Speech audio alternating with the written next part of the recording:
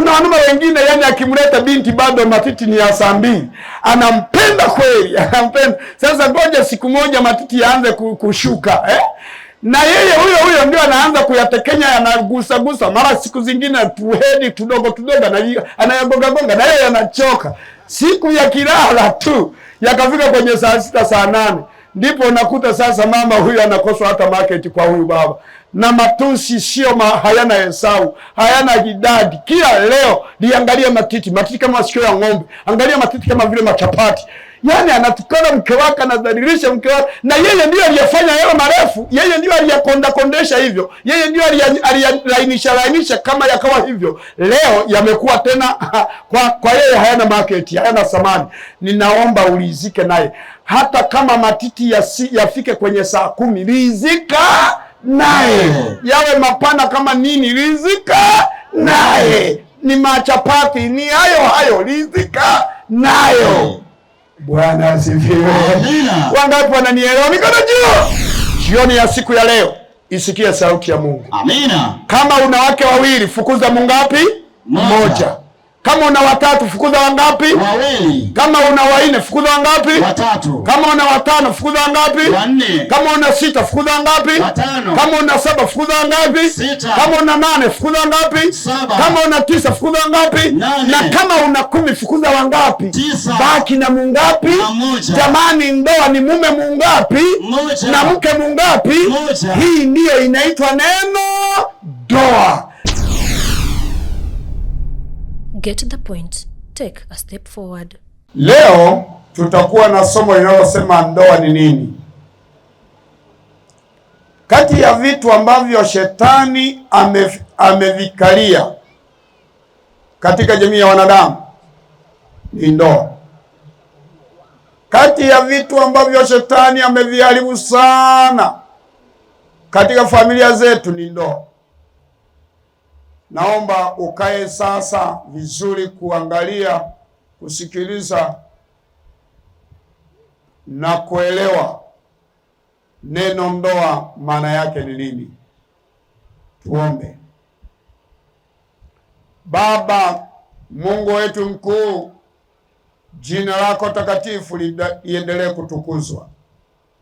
Tumekuja kwako kusikiliza maneno yako.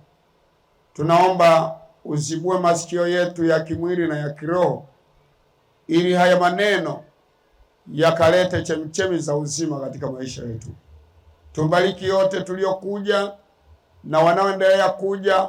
Wabarikiwe wote wanaotuangalia popote kule waliko kwa njia ya TV. Yesu kaonekane ukisema nao kwa njia pekee. Tunaamini utatenda, tunaomba kwa jina la Yesu. Amen. Katika kile kitabu cha Waebrania 13 ile fungu la 4 limeandikwa hivi. Naomba usikilize. Waebrania 13 nasema, ameandika hivi. Ndoa na iheshimiwe na watu wote. Anasema kati ya vitu ambavyo vinapaswa viheshimiwe duniani ni nini jamani? Ndoa. Anasema ndoa na iheshimiwe na watu wote. Na malazi yawe safi. Kwa maana waasherati na wazinzi Mungu atawahukumia adhabu.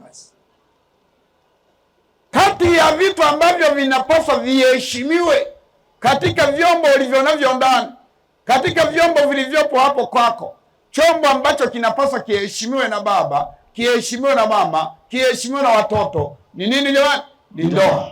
Ndoa ni kitu cha kuheshimika sana. Na ndoa ni kitu cha kuheshimiwa sana. Lakini kwa sababu ya shetani, ndoa imeharibika sana, zimeharibiwa sana. Nini maana ya neno ndoa? Nini maana ya neno hili? Unaposikia neno ndoa, maana yake ni muunganiko wa watu wawili wenye jinsia mbili tofauti, waliokubaliana kuishi kama mume na mke. Kirefu cha neno hilo. Na wengi wameingia kwenye ndoa hawajajua maana ya neno ndoa. na wengine mpaka dakika hii wanalilia kuingia ndoa, lakini hawajajua maana ya hilo neno ndoa. Ninaomba ukae vizuri, sikiliza vizuri neno ndoa maana yake, na unapoielewa maana yake, naomba uiheshimu ndoa. Unapoelewa maana ya hili neno ndoa, hakikisha umeiheshimu ndoa. Maana neno ndoa ni muunganiko wa watu wawili wenye jinsia mbili nini? Tofauti. Sio muunganiko wa watu wawili wenye jinsia moja. Na kwa sababu shetani ameharibu ndoa, kwa sababu shetani amevuruga ndoa, leo kuna muunganiko wa watu wawili wenye jinsia moja, nayo inaitwa nini? Ndoa. Hiyo sio ndoa hiyo. Na kwa sababu shetani ameharibu ndoa, kwa sababu shetani amevuruga ndoa, amechafua ndoa, ndiyo maana leo unakuta kuna muunganiko wa watu watatu, mume mmoja, wake wawili, nayo inaitwa nini? Ndoa. Hiyo sio ndoa hiyo. Naomba usikilize vizuri. Kama ndoa yako ina wanawake zaidi ya mmoja, ina wanaume zaidi ya mmoja, hiyo sio ndoa. Kama ndoa yako ina muunganiko wa watu wawili wenye jinsia moja, hiyo nayo sio nini? Sio ndoa hiyo. Nisikilize popote uliko baba, sikilize popote uliko mama. Neno ndoa ni muunganiko wa watu wawili tu wenye jinsia mbili tofauti, waliokubaliana kuishi kama mume na nani? Na mke. Hiyo ndiyo ndoa. Hiyo ndiyo ndoa. Kitabu cha Mwanzo 1 ile fungu la 26 na 27 ameandika hivi. 1:26 na 27 Mwanzo nasema. Ameandika hivi. Na Mungu inasema. Mungu akasema.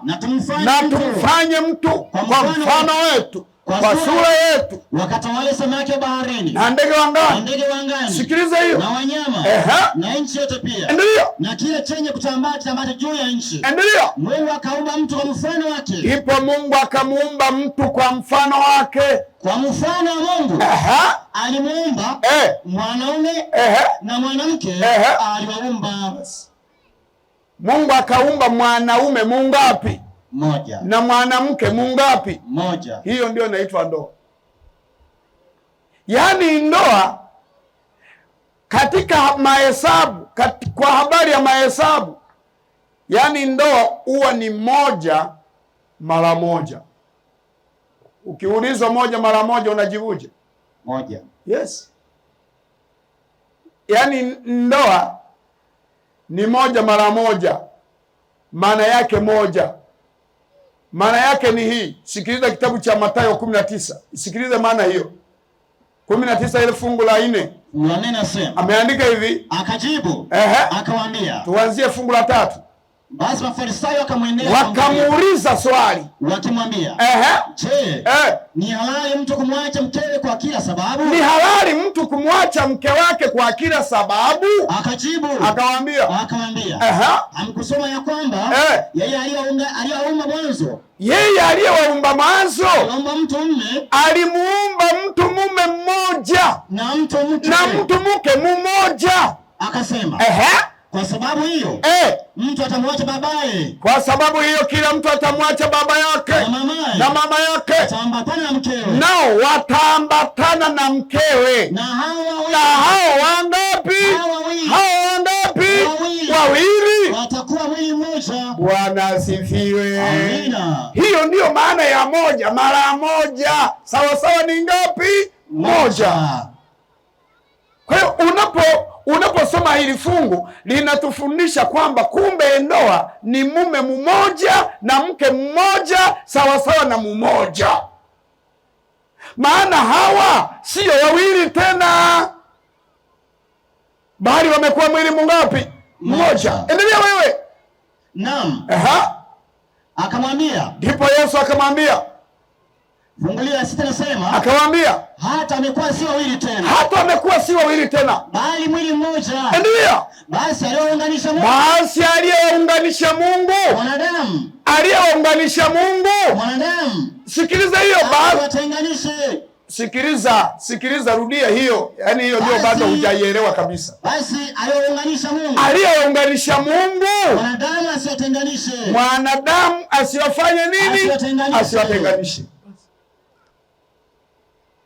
Kwa hiyo ndoa, neno ndoa ni mume na mke, sio mume na wake. Nisikiliza vizuri sana hapo. Ndoa ni mume mmoja na mke mungapi? Mmoja. Sio mume mmoja na wake wawili, na wake watatu, na wake wanne, na wake watano, na wake sita, na wake saba, na wake nane, na wake tisa na kuendelea. Ni marufuku.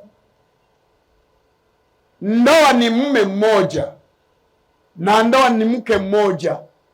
Hii ndiyo moja mara moja, sawasawa na moja. Biblia inakwambia hawa si wawili tena, bali wamekuwa mwili mngapi? Mmoja. Naomba unisikilize popote unakoniangalia na unaponisikiliza.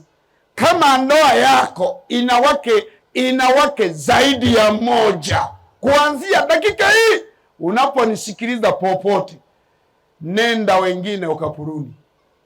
Baki na mke mungapi tu baba? Mmoja. Baki na mke mmoja. Yaani kama unao zaidi ya moja, ninakutangazia mchana huu, nenda ukawape kadi ya njano, halafu asubuhi kukicha wapatie nyekundu. Amina. Watoke uwanjani. Ile siti uliyokalia mama sio hiyo ya kwako. Siti moja haiwezi kukaliwa na watu wangapi? Wawili, hata siku moja. Kila siti ina mtu. Angalia tiketi yako. Kama huna tiketi na umekaa kwenye siti ya mtu iliyokatiwa tiketi, achia. Hii inamaanisha kwamba kama wewe ni mama, umeolewa na mwanaume ambaye ana mwanamke, hiyo siti sio ya kwako. Siti hiyo sio ya kwako. Bwana asifiwe. Amina. Hiyo siti sio ya kwako. Achia hiyo siti. Na kama unataka kujifunza, jifunza hata kwenye magari. Jifunze kwenye mabasi. Kila mtu anakata tiketi na kila mtu anashikilia tiketi yake mkononi, na lazima aijue namba ya siti yake. Na kama ukikuta umekaa kwenye siti ya mtu mwingine, unanyanyuliwa. Unaambiwa hiyo sio siti yako, nenda katafuta siti yako. Ndivyo ilivyo kwa wewe mama ambaye una mume wa mke mwingine, una mume wa mtu, ninaomba mwachie mwenye nayo. Amen. Hiyo siti sio ya kwako, ina mwenyewe.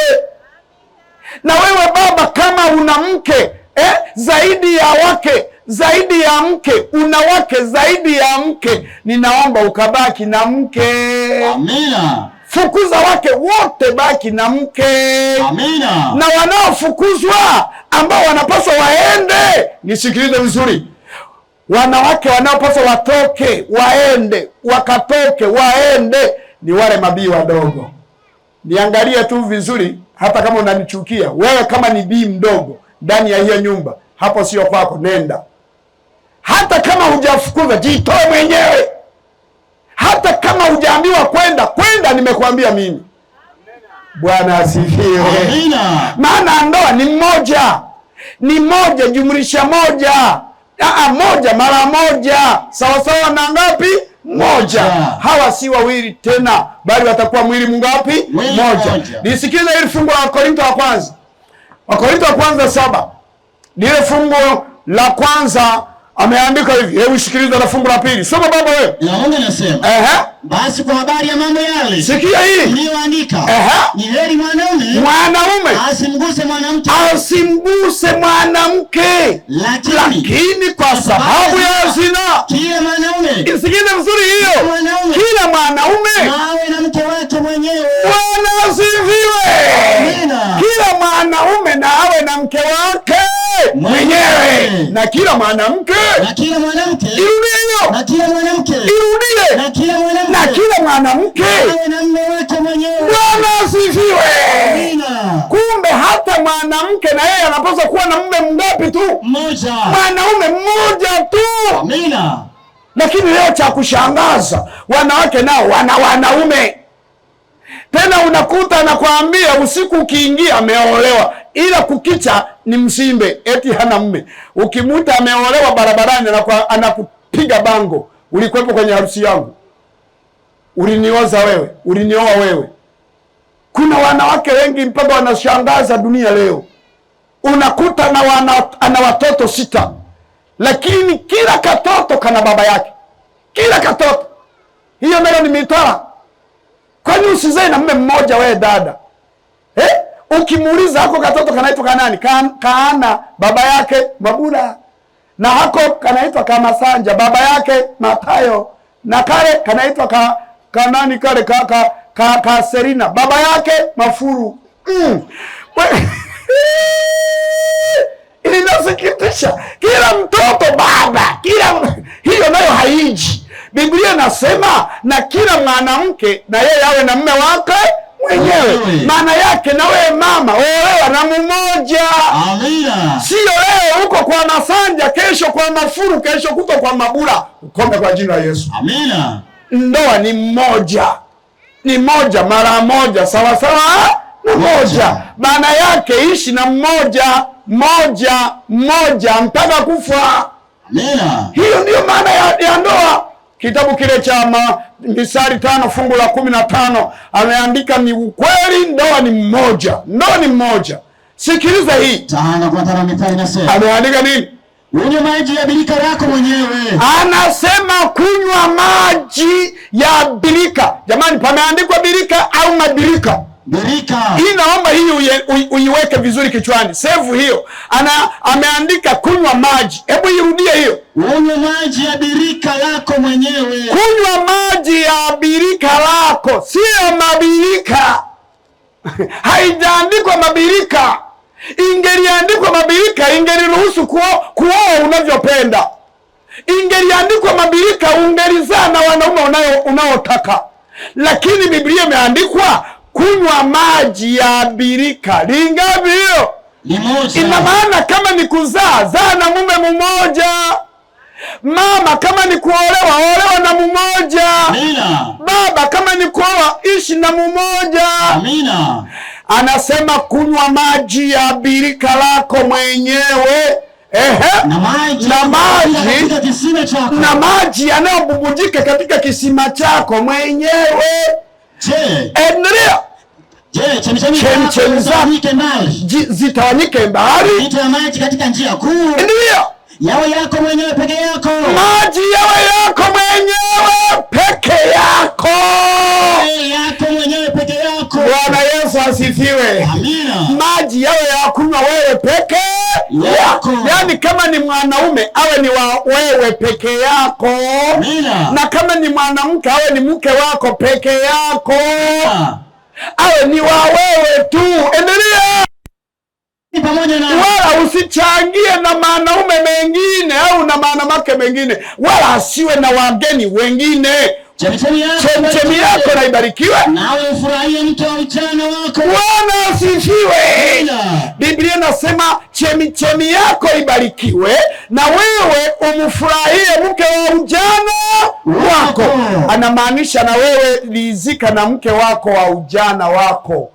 Huyo haijalishi ni mwembamba, ni mnene, ni mrefu, ni mfupi, ridhika naye. Ni mweusi, ni mweupe, ridhika naye. Anaumomonywa, haumomonyoi, ridhika naye. Ni huyo. Amina. Bwana asifiwe. Amina. Ni huyo. Ridhika naye. Kuna wanaume wengine yani akimleta binti bado matiti ni ya saa 2.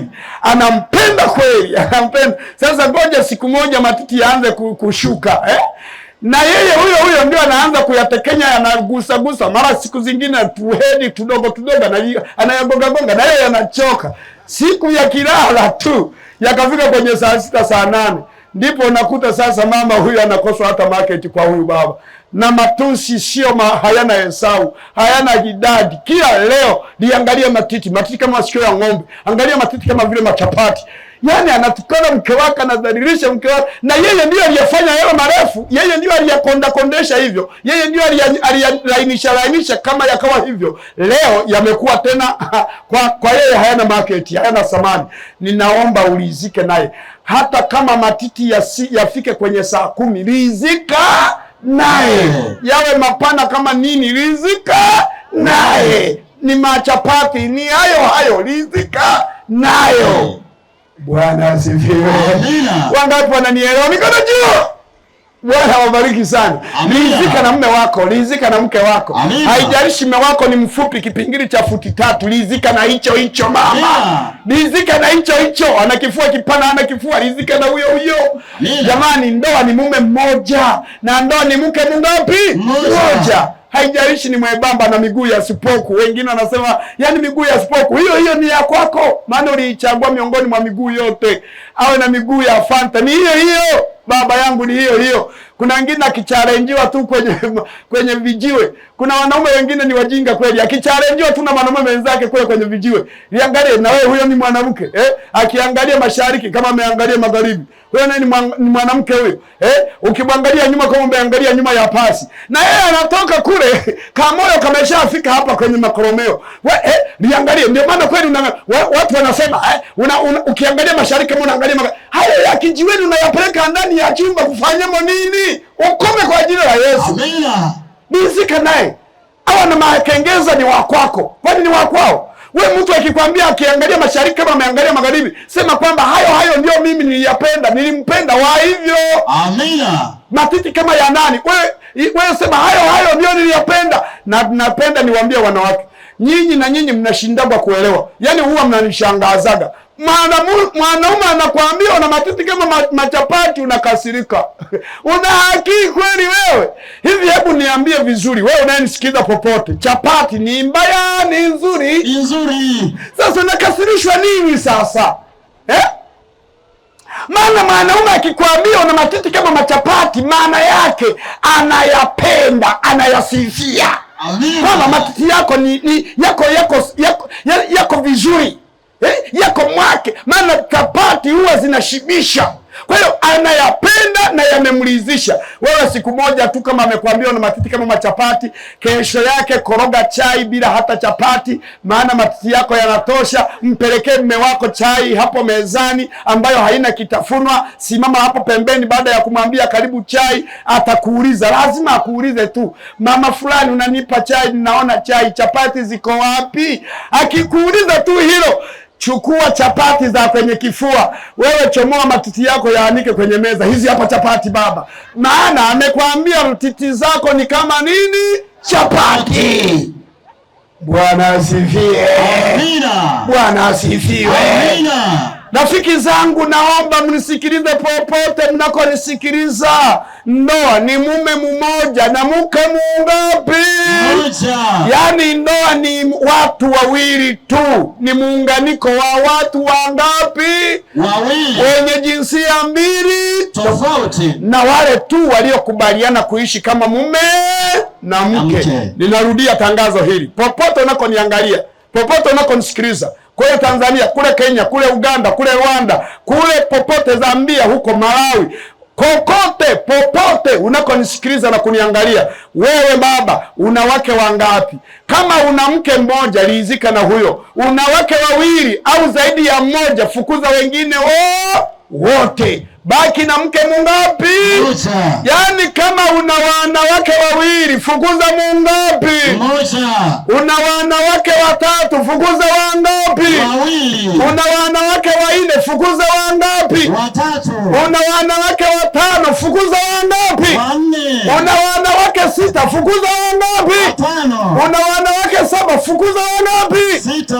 Una wanawake 8, fukuza wangapi? 7. Una wanawake 9, fukuza wangapi? 8. Una wanawake 10, fukuza wangapi? 9. Baki na mungapi? Mmoja. Bwana asifiwe. Wengine wanaweza wakauliza swali, imeandikwa wapi hiyo nayo? Mwanzo 21. Isikilize vizuri, Mwanzo 21. Na hili ndilo fungu ambalo napenda nimalizie. Fungu la 8 ameandika hivi. Nani nasema? Ameandika hivi. Mtoto amekuwa. Mtoto amekuwa huyo. Akachishwa kunyonya. Huyo ni mtoto wa Sarai. Ibrahimu akafanya sherehe siku hiyo kubwa. Isaka alipoachishwa kunyonya. Kipindi mtoto wake Isaka anaachishwa kunyonya, Sara akamwona yule mwana wa mjakazi Misri ambaye alimzalia Ibrahimu, alimwona akifanya zihaka.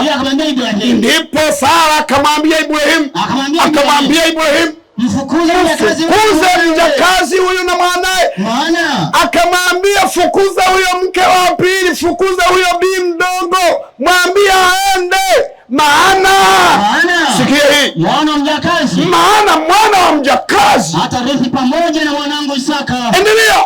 Na neno hili lilikuwa baya sana machoni pa Ibrahimu. Neno hili likawa baya sana machoni pa nani? Pa Ibrahimu. Alipoambiwa kufukuza mke nani? Mdogo. Alipoambiwa kufukuza bi mdogo. Naomba unisikilize vizuri kidogo hapa. Unajua baba yangu, mama yangu, kati ya wake wanaopendwa ndani ya ndoa haramu ni wale mabii wadogo. Yaani mama tu yule mke mkubwa akizeeka na akaanza tu kujenga, kuweka matuta humu, akaanza kujaa manyuzi usoni, akajaa manyuzi mkononi, akajaa manyuzi kila mahali, ndipo baba anaanza kuchukia mke wake wa kwanza. Badala yake anapenda kile kibinti kidogo. Ibrahimu anaambiwa kifukuza hicho kibinti kidogo hicho, kiende. Ibrahimu anasema ndipo hilo neno likawa baya sana machoni pa Ibrahimu, baada ya kuambiwa fukuza mke mdogo. Mpaka dakika inavyoongea na wewe, popote unakoniangalia, popote unakonisikiliza, ninajua umenichukia sana kwa sababu ya kukuambia tu fukuza mke mnani? No, ni kwa sababu tu nimekwambia fukuza yule bi mdogo. Na mimi siwezi, hata kama utanichukia, hata kama utanikasikia, hata kama utanikunjia uso, maana hata hivyo sikuoni, kunja uso wako, lakini naendelea kukuambia fukuza mke mdogo, fukuza.